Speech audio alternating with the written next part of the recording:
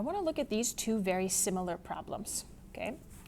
We're gonna multiply first, and that's gonna help us unmultiply, called factoring, and multiply, okay? So look here, when I have something like this, I always use FOIL, right? First, outsides, insides, last. So I'm gonna multiply.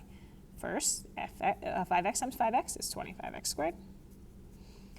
Outsides, 5x times 3 is 15x. Insides, negative 3 times 5 is negative 15x. And last, negative 3 times positive 3 is negative 9. Okay, now I have some like terms. Here they are. This is 15 minus 15. That's 0. So I don't write it, and I write it like this.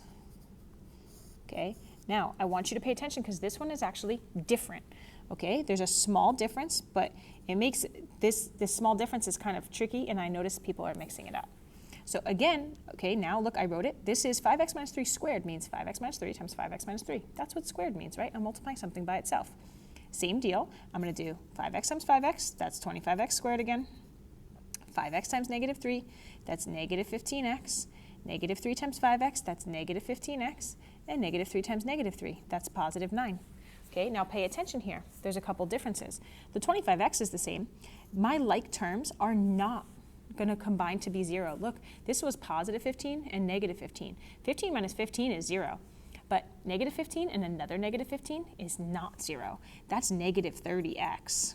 Okay, and notice the 9 is positive. Why? In this case, it was negative times negative. That was positive.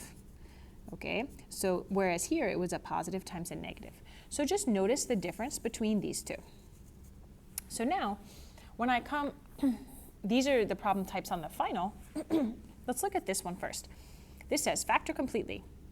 So remember, factoring is the opposite of multiplying. So factor completely, like if I had this problem and it said factor, and this was the problem, this would be the answer, right?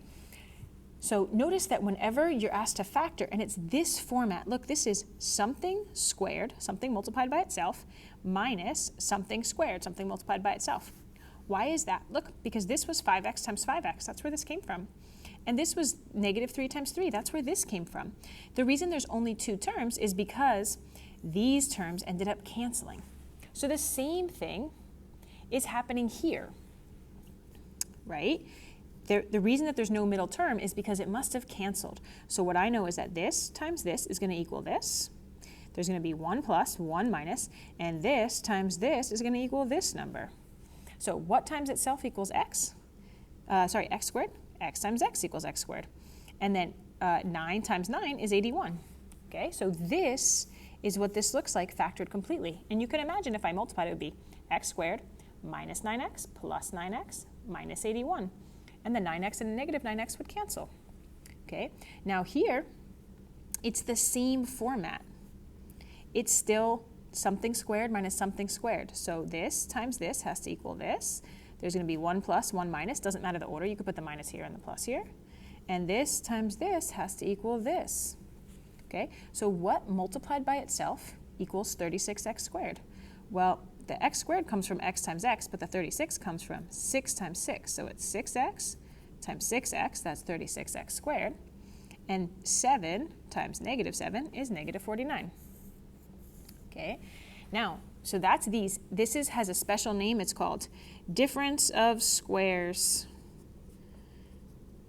right? Because this is difference means subtract. This means I'm subtracting two things that are squared. Now, just be careful when you get here because it's easy to get mixed up because they're so similar. But 4x times 4x, that's 16x squared. This is negative 20x, negative 20x.